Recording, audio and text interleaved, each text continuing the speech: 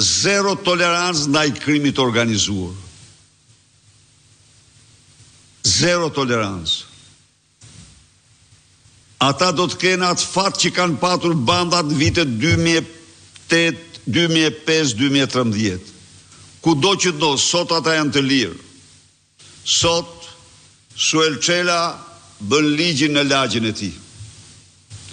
E dini gjithë të Elbasani përveç Proda, Matriksi i policisë, edhe Dumani i skapit se nuk din se ku ndodhet ai. Ai është i lirë. Altin Hajri është i lirë. Dhe kërcënon njerëzit rrugëve. Troplini drejton de facto portin dhe lojrat, po e mbush Durrësin 4 anë me lojra fati,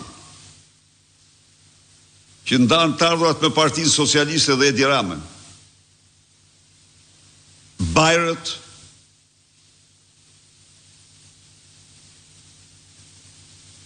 po shndrohen në një bankomat